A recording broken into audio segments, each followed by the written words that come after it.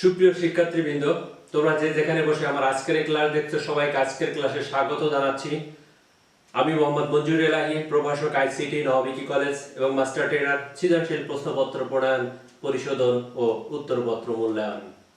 সুপ্রিয় শিক্ষার্থীবৃন্দ, আজ আমি তোমাদের সাথে আলোচনা করব হচ্ছে প্রোগ্রামের সংগঠন নিয়ে। আমরা গত ক্লাসে আসলে অনুবাদক প্রোগ্রাম বা ট্রান্সলেটর প্রোগ্রাম নিয়ে আলোচনা করেছিলাম। তার আগের ক্লাসে আমরা আলোচনা করেছিলাম প্রোগ্রামিং এর ভাষার ফান্ডামেন্টাল কিছু দিক নিয়ে। আমরা আস্তে আস্তে কিন্তু আসলে প্রোগ্রামের মধ্যে প্রবেশ করছি এবং এই জিনিসগুলো কিন্তু একটা প্রোগ্রাম বোঝার ক্ষেত্রে বা একটা প্রোগ্রাম তৈরি করার ক্ষেত্রে কিংবা প্রোগ্রাম নিয়ে যে কোনো প্রশ্নের উত্তর করার ক্ষেত্রে এই জিনিসগুলো কিন্তু গুরুত্বপূর্ণ এবং আস্তে আস্তে কিন্তু আমরা গুরুত্বপূর্ণ বিষয়ের দিকেই অগ্রসর হচ্ছি। তো আজকে আমরা যেটা আলোচনা করব বলেছি সেটি হচ্ছে প্রোগ্রামের সংগঠন।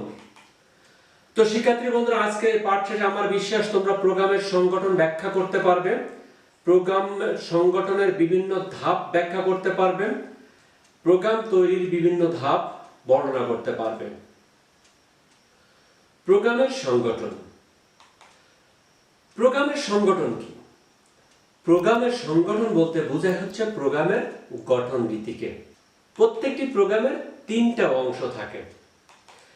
এই যে প্রত্যেকটি অংশের পারস্পরিক সমন্বয়ের মাধ্যমে তৈরি হয় মূলত একটি পূর্ণাঙ্গ প্রোগ্রাম। প্রোগ্রামের যে তিনটি অংশের প্রথম অংশটি হচ্ছে আসলে ইনপুট। কারণ প্রতিটি প্রোগ্রামেরই একটি ইনপুটের ব্যবস্থা থাকতে হবে। কারণ ইনপুট হিসেবে যদি প্রোগ্রামে কোনো কিছু দেওয়া না হয় তাহলে আসলে আউটপুট হিসেবেও কোনো কিছু পাওয়া যাবে না। কাজে প্রোগ্রামের তিনটা অংশের প্রথম অংশ হচ্ছে ইনপুট। ইনপুট কি? ফলাফল লাভের উদ্দেশ্যে যে সকল ডেটা বা ইনস্ট্রাকশন কম্পিউটারে প্রবেশ করানো হয় তাকেই বলা হচ্ছে আসলে ইনপুট। ফলাফল লাভের উদ্দেশ্যে যে সকল ডেটা বা ইনস্ট্রাকশন কম্পিউটারে প্রবেশ করানো হয় তাকে বলা হচ্ছে ইনপুট। প্রক্রিয়াকরণ বা প্রসেস। প্রক্রিয়াকরণ হচ্ছে কি?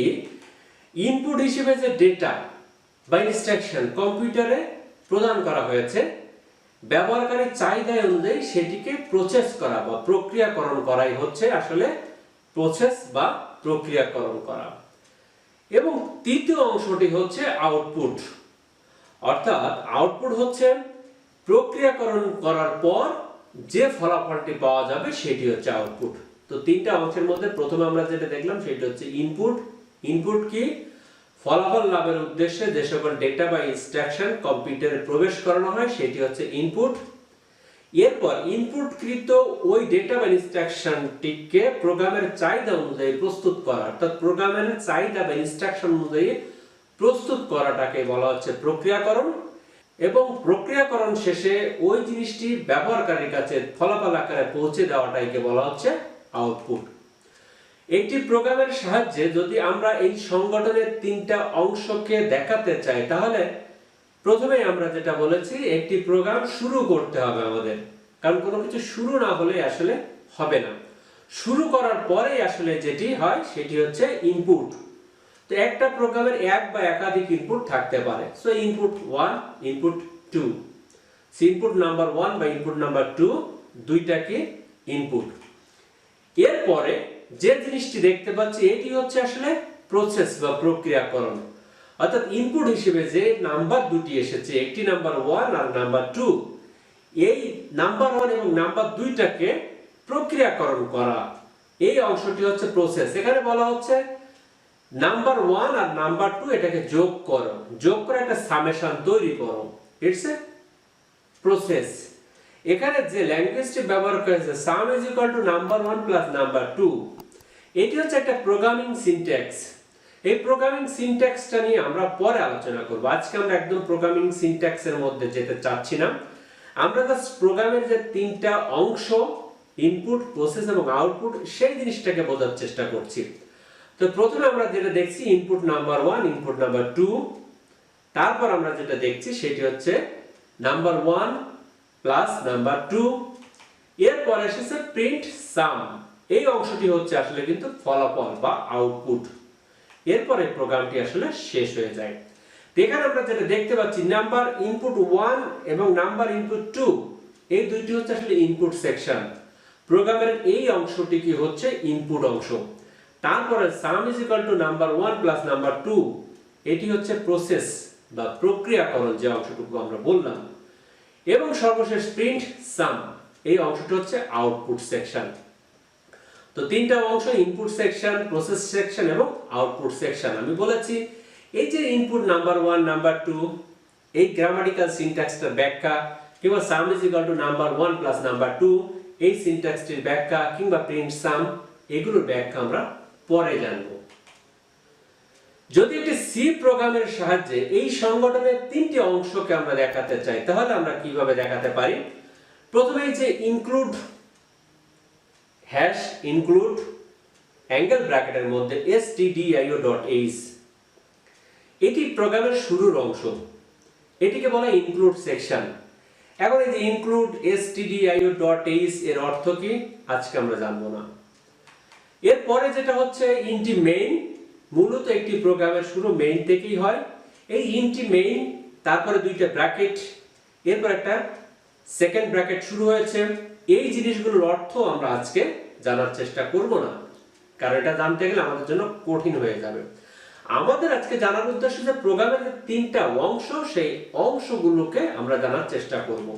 এরপরে ইন্টি A B S, that is, আমি প্রোগ্রামিং এর ভাষা দিয়ে যেদিন কথা বলেছিলাম সেদিন বলেছিলাম যে আসলে হাই লেভেল ভাষাতেই কিছু ভেরিয়েবল নিয়ে কাজ করা হয়ে থাকে। এখানে এ বি এস তিনটা হচ্ছে ভেরিয়েবল। এই ভেরিয়েবলগুলো কোন টাইপের? ইন্টিজার টাইপের। ইন্টিজার মানে পূর্ণ সংখ্যা, ইন্টিজার মানে পূর্ণ সংখ্যা। ইন্টিজার টাইপের তিনটা ভেরিয়েবল এ বি এবং এস। প্রথমে বলছি স্ক্যানএফ, এটি হচ্ছে গ্রামাটিক্যাল সিনট্যাক্স এই সি প্রোগ্রামিং এ। স্ক্যানএফ এটি ব্যবহার করা হয় থাকে ইনপুট নেওয়ার জন্য, প্রোগ্রামে ইনপুট নেওয়ার জন্য এটি ব্যবহার করা হয় থাকে। ব্র্যাকেটের মধ্যে যেটা লেখা আছে ডাবল কোটেশনের মধ্যে %d, তারপর কমা দিয়ে অ্যাড্রেস অফ এ এম্পারসেন্ট এ, বলেছি এই অর্থগুলো আজকে জানবো না। এই লাইনটা দ্বারা যেটি মূলত বোঝানো হচ্ছে সেটা হচ্ছে যে স্ক্যানএফ মানে একটা ইনপুট নেওয়া হবে, সেই ইনপুটটি কার জন্য? এ এর জন্য।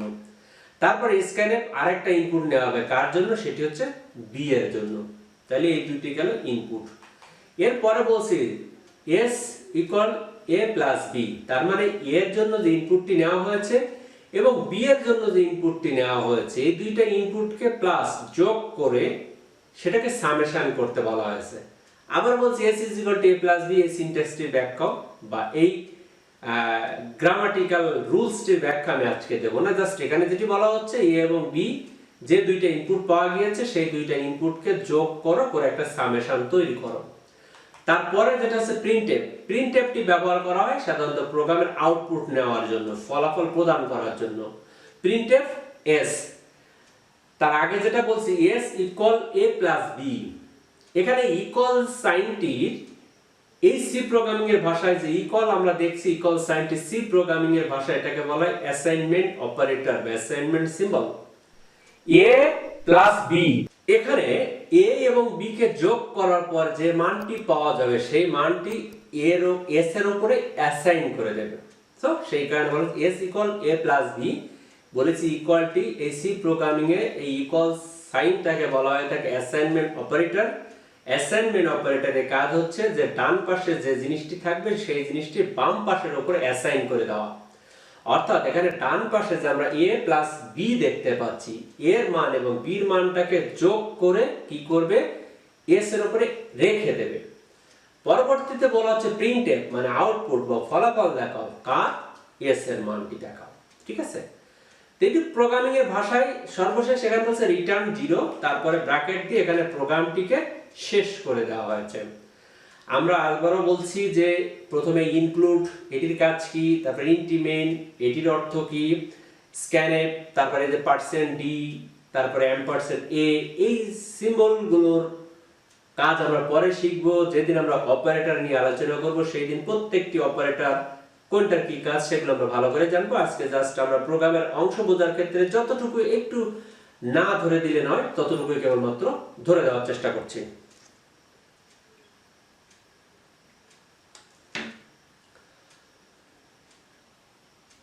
তো যেটা বলছিলাম সেটি হলো যে প্রোগ্রামটিতে কি দেখলাম যে তিনটা ভেরিয়েবল নেওয়া হয়েছে এ বি এস, তারপরে এ ভেরিয়েবলে একটা ইনপুট দেওয়া হয়েছে, বি ভেরিয়েবলে একটা ইনপুট দেওয়া হয়েছে, তারপর সে দুইটা ভেরিয়েবলের যে ইনপুট মান সেই দুইটা মানকে যোগ করে বলা হয়েছে এস যে ভেরিয়েবল তার উপরে রেখে দাও।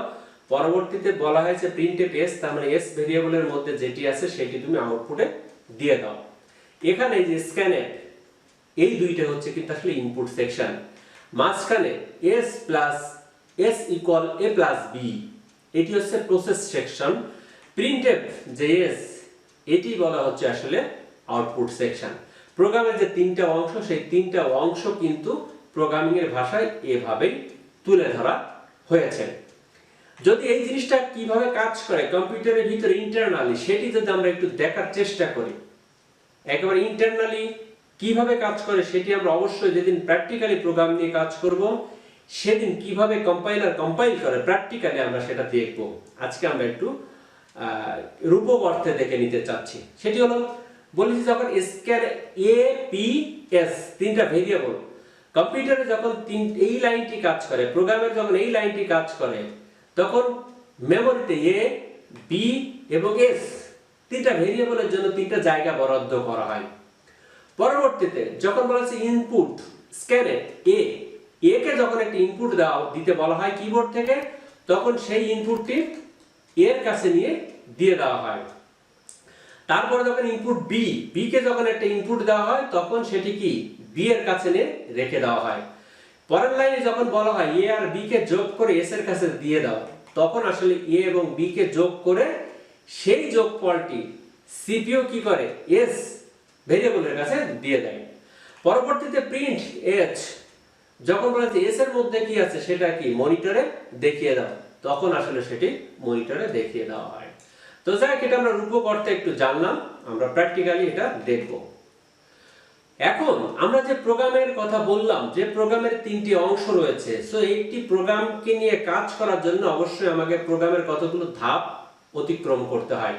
কম্পিউটারের মাধ্যমে কোনো প্রোগ্রাম বা সফটওয়্যার তৈরির ক্ষেত্রে সমস্যা চিহ্নিতকরণ থেকে শুরু করে প্রোগ্রামের সুষ্ঠু সমাধান এবং রক্ষণাবেক্ষণ পর্যন্ত আমাদের পর্যায়ক্রমে কতকগুলি ধাপ অনুসরণ করতে হয়।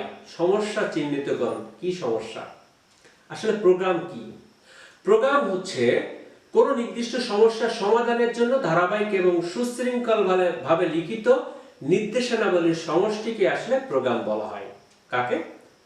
কোনো সমস্যা সমাধানের জন্য প্রোগ্রামের ভাষায় কোনো সমস্যা সমাধানের জন্য কম্পিউটারের ভাষায় ধারাবাহিক এবং সুশৃঙ্খলভাবে লিখিত কোনো নির্দেশনাবলীর সমষ্টিকে বলা হচ্ছে প্রোগ্রাম। কাজেই প্রোগ্রামের উদ্দেশ্যই কিন্তু আসলে কোনো সমস্যার সমাধান করা। তো সমস্যা সমাধান করতে গেলে আগে কি করতে হবে? অবশ্যই সেই সমস্যাটাকে চিহ্নিত করতে হবে। তাই বলা হচ্ছে সমস্যা চিহ্নিতকরণ থেকে শুরু করে প্রোগ্রামের সুষ্ঠু সমাধান এবং রক্ষণাবেক্ষণ পর্যন্ত আমাদেরকে পর্যায়ক্রমে কতগুলি ধাপ অনুসরণ করতে হয়। আর একটি সুন্দর এবং আদর্শ প্রোগ্রামের জন্য এই প্রতিটি ধাপই কিন্তু আসলে অত্যন্ত গুরুত্বপূর্ণ। এজন্য প্রোগ্রাম লেখার সময় আমাদেরকে অবশ্যই খেয়াল রাখতে হবে প্রোগ্রামটি নির্দিষ্ট নিয়মে সুচারুভাবে সেটি লেখা হচ্ছে কিনা সেদিকে। সো প্রোগ্রামের উন্নয়নের জন্য যে সাধারণ ধাপগুলো আমাদেরকে অতিক্রম করতে হয় সেই ধাপগুলোর প্রথমটি হচ্ছে আসলে সমস্যা নির্দিষ্টকরণ। কোন সমস্যাটি সমাধানের জন্য প্রোগ্রামটি রচনা করতে হবে, প্রথমেই আমাদেরকে সেই সমস্যাটি নির্দিষ্টকরণ করতে হবে। তারপরে ওই সমস্যাটিকে বিশ্লেষণ করতে হবে। সমস্যাটি নির্দিষ্টকরণ করার পর সেটিকে বিশ্লেষণ করতে হবে। তৃতীয় যে ধাপ সেটি হচ্ছে প্রোগ্রামের একটা ডিজাইন করতে হবে। সমস্যাটি নির্দিষ্টকরণ করার পর সেই সমস্যাটি কিভাবে সমাধান করা যাবে প্রোগ্রাম দ্বারা সেটির একটা ডিজাইন তৈরি করতে হবে। তারপর একটি প্রোগ্রাম ডেভেলপ করতে হবে। তখনই প্রোগ্রামটি উন্নয়ন ডেভেলপ বা কোডিং করতে হবে। এরপরে কি করতে হবে? প্রোগ্রামটি বাস্তবায়ন করতে হবে। ডেভেলপ করার পর সেটি কাজ করছে কিনা সেটি দেখতে হবে, সেটি বাস্তবায়ন করা। যদি বাস্তবায়ন হয় ঠিকমতো তাহলে সেটাকে ডকুমেন্টেশন করতে হবে। আর সর্বশেষ আমাদেরকে সেটি রক্ষণাবেক্ষণ করতে হবে। এই ধাপগুলো কোন ধাপে কি কি কাজ সেটি আমরা এখন একটু দেখে আসি। প্রথম যে ধাপ ছিল কি, সমস্যা নির্দিষ্টকরণ বা প্রবলেম স্পেসিফিকেশন। কোন একটি প্রোগ্রাম তৈরির পূর্বে আমাদেরকে অবশ্যই সেই সমস্যাটি সম্পর্কে ভালোভাবে অবগত হতে হবে। প্রোগ্রামটি কি সমস্যা সমাধানের জন্য রচনা করতে হবে, সেই সমস্যাটির একটি পরিষ্কার বর্ণনা তৈরি করতে হবে। অর্থাৎ যে প্রোগ্রামটি তৈরি করছে সেই প্রোগ্রামটি কি সমস্যা সমাধানের জন্য ব্যবহার করা হবে, সেই সমস্যাটির কিভাবে উৎপত্তি, কিভাবে তার সমাধানের দিকে যাওয়া যায়, একটা পরিষ্কার বর্ণনা তৈরি করতে হয়। এরপরে যেটি করতে হবে, প্রয়োজনে এই সমস্যাটির একটা বর্ণনা তৈরি করতে গেলে আমাদের প্রয়োজনে তথ্য অনুসন্ধান করতে হবে, অর্থাৎ ওই সমস্যার সংশ্লিষ্ট ব্যক্তিদের সাথে আলোচনা করতে হবে। দ্যাট ইজ, যদি কারোর জন্য একটা প্রোগ্রাম তৈরি করতে হয় তাহলে সেই প্রোগ্রামটি কোন কাজে, কোন সমস্যা সমাধানের জন্য ব্যবহার করা হবে এবং সেটি কারা করবে, প্রয়োজনে তাদের সাথে মত বিনিময় করে আমাদেরকে একটা তথ্য অনুসন্ধানও করতে হবে। এই সবগুলি আসলে সমস্যা নির্দিষ্টকরণের পর্যায়ে পড়ে। এরপরে হচ্ছে সমস্যাটির বিশ্লেষণ। সমস্যাটি নির্দিষ্টকরণ করার পর সেগুলোকে বিশ্লেষণ করার জন্য প্রয়োজনে সেগুলোকে ছোট ছোট অংশে ভাগ করে নিতে হবে এবং সমস্যাটি বিশ্লেষণের জন্য প্রয়োজনে আমাদেরকে কি করতে হবে, সমস্যার একটি কাঠামোগত বর্ণনা প্রস্তুত করতে হবে। আরো কি করতে হবে, সমস্যাটি সমাধানের জন্য নির্ধারণ করতে হবে আসলে কম্পিউটারের প্রয়োজন কিনা সেটি, কারণ সমস্যাটি কম্পিউটার দ্বারা সমাধান করা সম্ভব নাকি অন্য কোনো ডিভাইস দ্বারা সমাধান করা সম্ভব, সেটিও আমাদেরকে বিশ্লেষণ করে দেখতে হবে। প্রয়োজনে সমস্যাটির একটি গাণিতিক মডেলও কিন্তু প্রস্তুত করতে হবে, কারণ সব সমস্যার সমাধান যে কম্পিউটার দিয়ে করা যায় তাও কিন্তু নয়। কম্পিউটারের বাইরেও কিছু সমস্যা আছে যেগুলো প্রোগ্রাম দিয়ে সমস্যা সমাধান করতে হয়। যেমন আমরা যদি একটা ক্যালকুলেটরের কথা বলি তাহলে সেটি কিন্তু কম্পিউটার নয়, বাট ক্যালকুলেটরের কিন্তু একটা প্রোগ্রাম থাকে। আদার্স অন্যান্য যে জিনিসগুলো রয়েছে, যেমন আমরা বায়োমেট্রিক্স ডিভাইসের কথা যদি বলি, তো বায়োমেট্রিক্স ডিভাইসের মধ্যে কিন্তু একটা প্রোগ্রাম নিয়ে কাজ করবে। তো ওই বায়োমেট্রিক্স ডিভাইস কিন্তু কম্পিউটার ছাড়াও কাজ করতে পারে। আমরা ডেটাগুলো নেওয়ার জন্য কম্পিউটার ব্যবহার করি, কিন্তু কম্পিউটার সার্বক্ষণিক সচল না রেখেও কিন্তু বায়োমেট্রিক্স ডিভাইস কাজ করতে পারে। তো এই সকল ক্ষেত্রে যেটি বলা হচ্ছে যে আসলে কম্পিউটারের প্রয়োজন পড়বে কিনা সেটা। এছাড়াও শনাক্ত করতে হবে আসলে সমস্যাটির ইনপুট এবং আউটপুট কি হবে, অর্থাৎ এটির ইনপুট মাউস দিয়ে যাবে, কিবোর্ড দিয়ে যাবে, নাকি কোনো বারকোড রিডার দিয়ে যাবে, নাকি কোনো ফিঙ্গারপ্রিন্ট রিডার দিয়ে যাবে, নাকি ভয়েস রিডার দিয়ে যাবে, কিভাবে এটির ইনপুট যাবে সেটিও কিন্তু আসলে এই বিশ্লেষণের অংশে এসে সেটি শনাক্ত করতে হবে। এমনকি নির্ধারণ করতে হবে এই প্রোগ্রামটি পরিচালনার জন্য মেমোরিতে কি পরিমাণ জায়গা লাগতে পারে সেটিও। এরপরে যে ধাপ সেটি হচ্ছে আসলে প্রোগ্রাম ডিজাইন করা। আমরা সমস্যা নির্দিষ্টকরণ করে ফেললাম, বিশ্লেষণ করে ফেললাম, এখন আমরা প্রোগ্রামটির একটি ডিজাইন প্রস্তুত করব। অর্থাৎ সমস্যা বিশ্লেষণ করার পর সেটি কিন্তু উপযোগী হয় আসলে ডিজাইন করার জন্য। আর ডিজাইন হলো মূলত সমস্যা সমাধানের জন্য বর্তমান যে সিস্টেমের প্রয়োজনীয় কোনো সংশোধন করে নতুন সিস্টেমের রূপরেখা পরিবর্তন করা। ঠিক আছে, সমস্যার মডেল অথবা গঠনগত বর্ণনা হতেই মূলত আমাদের নির্ধারণ করতে হবে সুবিধাজনক কোনো অ্যালগরিদম বা কোনো সিদ্ধান্তক্রম এবং প্রোগ্রামের পূর্ণাঙ্গ পরিকল্পনার প্রণয়ন করতে হবে আমাদের এই ধাপে এসে, এবং প্রয়োজনে ফ্লোচার্ট বা প্রবাহ চিত্রের সহায়তায় আমাদের কি করতে হবে, প্রোগ্রামের পূর্ণাঙ্গ পরিকল্পনা প্রণয়ন করতে হবে। সমস্যার প্রকার এবং নতুন নতুন সমস্যার উদ্ভাবনের সম্ভাবনা থাকায় প্রয়োজন হতে পারে প্রোগ্রাম পরিবর্তন এবং বহুদিন ব্যবহারের ফলে বিভিন্ন সমস্যায় আক্রান্ত হওয়া সংক্রান্ত সমস্যা থেকে প্রোগ্রামকে কিভাবে মুক্ত করা যায় সেটিও কিন্তু আমাদের এই প্রোগ্রাম ডিজাইনের ধাপে এসে সেটি নিয়েও আমাদেরকে একটা ভাবনায় থাকতে হবে এবং বিবেচনা করতে হবে এর যে বিভিন্ন অংশগুলো পারস্পরিক সমন্বয় এবং নতুন সিস্টেমের যে আর্থিক সংশ্লিষ্টতা, যদি নতুন সিস্টেম প্রয়োজন হয় তাহলে যে আর্থিক সংশ্লিষ্টতা থাকবে সেটিও কিন্তু আমাদেরকে বিবেচনায় রাখতে হবে এই প্রোগ্রাম ডিজাইন এই অংশে এসে। প্রোগ্রাম উন্নয়ন, প্রোগ্রামের ধরনের উপর ভিত্তি করে প্রোগ্রামের ভাষা বাছাই করার পর অ্যালগরিদম এবং ফ্লোচার্টের সহায়তায় কম্পিউটারের ভাষায় নির্ভুলভাবে সাজিয়ে প্রোগ্রাম রচনা করতে হবে। অর্থাৎ আমরা প্রোগ্রামটির সমস্যা চিহ্নিত করলাম, বিশ্লেষণ করলাম, তারপর আমরা কি করলাম, আমরা ডিজাইন করলাম। এই ডিজাইন করার সময় কিন্তু আমরা ফ্লোচার্ট বা অ্যালগরিদম এগুলো কিন্তু আমরা ব্যবহার করেছি। ফ্লোচার্ট বা অ্যালগরিদম কি সেটা আমরা পরের ক্লাসে আলোচনা করব।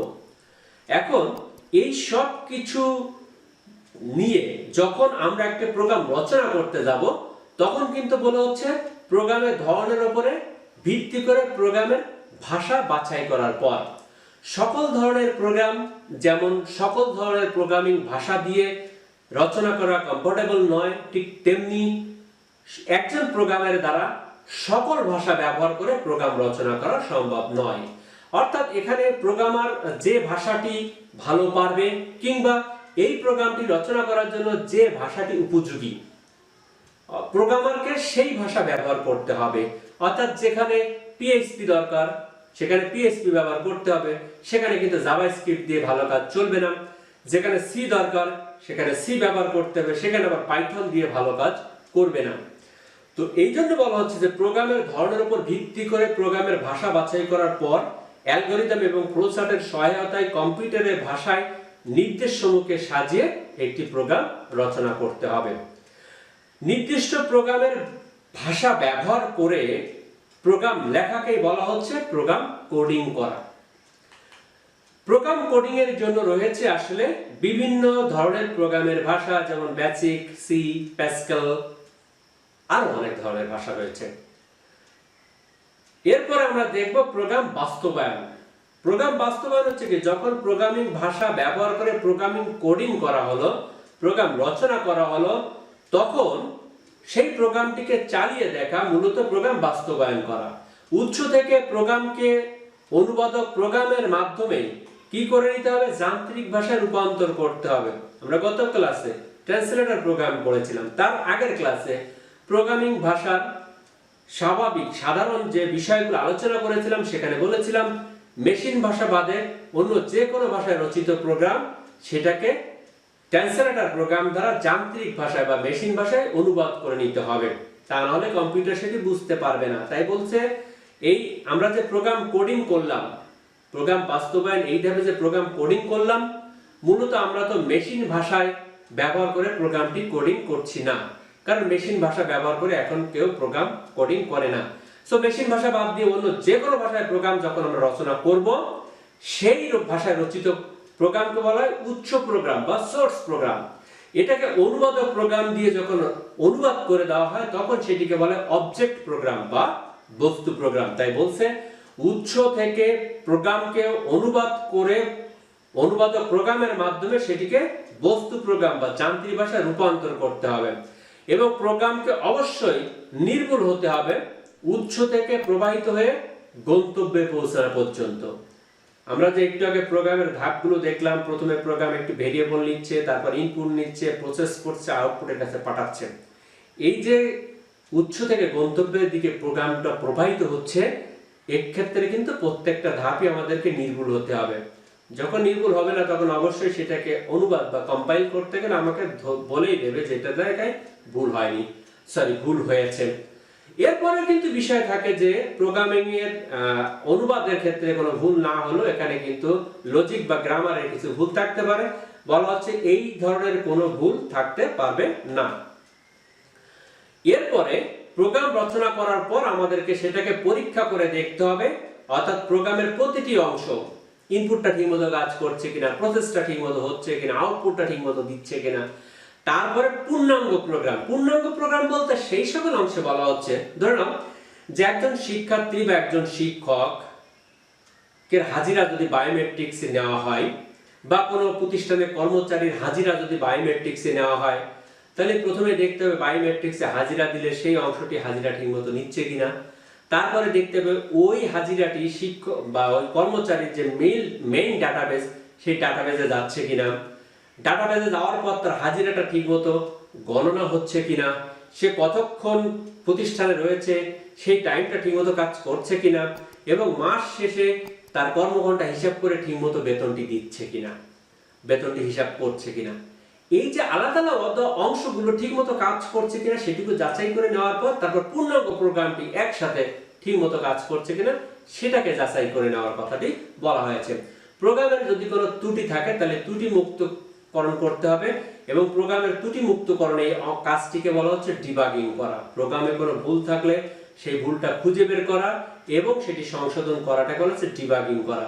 এ সময় প্রয়োজনীয় সংশোধনের মাধ্যমে প্রোগ্রামকে সম্পূর্ণভাবে তৈরি করে নেওয়া হয় প্রক্রিয়াকরণের জন্য উপযুক্ত করে। প্রোগ্রাম বাস্তবায়নের দুইটি ধাপ রয়েছে, যার একটি হচ্ছে প্রোগ্রাম টেস্টিং, অর্থাৎ প্রোগ্রামটাকে চালিয়ে দেখা, তার মধ্যে কোনো ভুল ত্রুটি আছে কিনা সেটি পরীক্ষা করে নেওয়া। আরেকটি হচ্ছে প্রোগ্রাম ডিবাগিং করা। ডিবাগিং হচ্ছে যদি ভুল ত্রুটি থাকে তাহলে সেটিকে সংশোধন করা। এই যে প্রোগ্রাম বাস্তবায়নের দুইটা ধাপ, একটা হচ্ছে টেস্টিং আর একটা হচ্ছে ডিবাগিং। টেস্টিং করার পর যদি কোনো ত্রুটি থাকে তাহলে সেই ত্রুটিটাকে সংশোধন করাকে বলা হচ্ছে ডিবাগিং করা। Programme documentation. ডকুমেন্টেশন হচ্ছে যে প্রোগ্রামটি টেস্টিং এবং ডিবাগিং যখন সম্পন্ন হয়ে যাবে, অর্থাৎ প্রোগ্রামটি চালিয়ে দেখলাম কোনো ত্রুটি নেই, যদি কোনো ত্রুটি থাকে সেটিকে সংশোধন করে ফেললাম, এরপরে সেই প্রোগ্রামটিকে ডকুমেন্টেশন করতে হবে। অর্থাৎ প্রোগ্রাম বাস্তবায়নের পর যদি কোনো ভুল না থাকে তাহলে এই প্রোগ্রামটি ব্যবহার উপযোগী হয়। অর্থাৎ প্রোগ্রাম সঠিকভাবে কাজ করলে তাকে বলা হচ্ছে রান প্রোগ্রাম বা ডকুমেন্টেশন প্রোগ্রাম। এবং এই প্রোগ্রামকে তখন লিপিবদ্ধ করতে হয় ভবিষ্যতে সংরক্ষণের জন্য। অর্থাৎ এটাকে এখন ভবিষ্যতে ব্যবহারকারীর কাছে পৌঁছে দেওয়ার জন্য আমাকে এটি সংরক্ষণ করতে হয়, আর এই লিপিবদ্ধ করাকে বলা হচ্ছে প্রোগ্রাম ডকুমেন্টেশন করা। আধুনিকীকরণ করার জন্য প্রোগ্রামের সঠিক ডকুমেন্টেশন অর্থাৎ প্রোগ্রামের এই বিবরণীটি স্থায়ীভাবে কিন্তু লিপিবদ্ধ করে রাখতে হয়, কারণ পরবর্তীতে এই প্রোগ্রামের আপডেট বা আধুনিকীকরণ করার দরকার পড়ে, তখনই কিন্তু আসলে এই ডকুমেন্টেশন এই জিনিসটাকে নিয়ে আবার আপডেট করে সেটিকে আবার ব্যবহার উপযোগী করে ফেলা হয়। এই পর্যায়ে প্রোগ্রামকে ব্যবহারকারী কিভাবে ব্যবহার করবে তাও কিন্তু একটি বর্ণনা থাকতে হয় এই অংশে। সর্বশেষ যে অংশটি সেটি হচ্ছে প্রোগ্রাম রক্ষণাবেক্ষণ। ব্যবহারকারী যখন প্রোগ্রামটি ব্যবহার করতে থাকে তখন এটি বিভিন্ন ধরনের সমস্যা দেখা দিতে থাকে। এক্ষেত্রে প্রয়োজন হতে পারে প্রোগ্রাম আধুনিকায়ন, পরিবর্তন, পরিমার্জন বা প্রোগ্রামের ভুল সংশোধন ইত্যাদি কাজে। তো প্রোগ্রামার যখন প্রোগ্রামটি ব্যবহার করেন তখন কিন্তু তার মধ্যে বিভিন্ন ধরনের সমস্যা দেখা দিতে পারে। সেই সমস্যাটির সমাধান, পরিবর্তন, আধুনিকায়ন বা ভুল সংশোধন ইত্যাদি কাজের জন্য কিন্তু আসলে প্রয়োজন হতে পারে। এই কাজগুলোকে বলা হয় মূলত প্রোগ্রাম রক্ষণাবেক্ষণ করা। অর্থাৎ একটা প্রোগ্রাম দিয়ে দিলাম ব্যবহারকারীর কাছে, পরবর্তীতে কোনো সমস্যা হলো সেই সমস্যাটি আবার যেন প্রোগ্রামার দেখে দেয়, কোনো সমস্যা থাকলে সেটি সমাধান করে দেয়। এই কাজগুলো কিন্তু আসলে প্রোগ্রাম রক্ষণাবেক্ষণের অংশ। তাছাড়া অপারেটিং সিস্টেম বা হার্ডওয়্যারের পরিবর্তনের কারণে ব্যবহারিক সুবিধা এবং আর্থিক বিষয়কে বিবেচনা করা হয়ে থাকে। অনেক সময় নতুন প্রোগ্রাম তৈরি না করে কিভাবে এই প্রোগ্রামটাকে আপডেট করা যায়, যেমন আমরা দেখি একটা অপারেটিং সিস্টেম পরিবর্তন হওয়ার কারণে অনেক সফটওয়্যার আছে যেগুলো অনেক সময় সেই অপারেটিং সিস্টেমে কাজ করে না। তো এক্ষেত্রে পরিবর্তন হওয়ার পরেও কিভাবে সেটি কাজ করানো যেতে পারে সে বিষয়টা কিন্তু মাথায় রেখে প্রোগ্রাম তৈরি করা হয়, এবং রক্ষণাবেক্ষণের মধ্যে কিন্তু সেই কাজটিও থাকে। এবং বিভিন্ন স্তরের ব্যবহারকারীরা যে সকল অসঙ্গতি বা সীমাবদ্ধতার সম্মুখীন হন সে সকল বিষয়কে সংশোধনের জন্য কিন্তু প্রোগ্রাম আধুনিকীকরণ করার প্রয়োজন হয়ে থাকে, এবং এসবই কিন্তু প্রোগ্রাম রক্ষণাবেক্ষণেরই অন্তর্ভুক্ত। তো শিক্ষার্থী বন্ধুরা, আলোচনার শেষে তোমাদের কাছে এখন একটি প্রশ্ন রাখতে চাই, সেটি হচ্ছে একটি প্রোগ্রামের কয়টি অংশ থাকে? একটি, দুইটি, তিনটি নাকি চারটি? একটি প্রোগ্রামের কয়টি অংশ থাকে? একটি, দুইটি, তিনটি নাকি চারটি?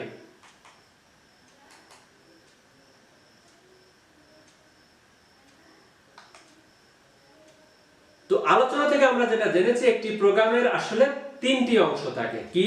ইনপুট, প্রসেস এবং আউটপুট। দ্বিতীয় প্রশ্ন হচ্ছে যে প্রোগ্রাম তৈরির ধাপ কয়টি? 9টি, 7টি, 5টি নাকি 3টি? প্রোগ্রাম তৈরির ধাপ আজকের আলোচনার শেষ অংশে যেটি আমরা আলোচনা করলাম, প্রোগ্রাম তৈরির ধাপ কয়টি? 9টি, 7টি, 5টি নাকি 3টি?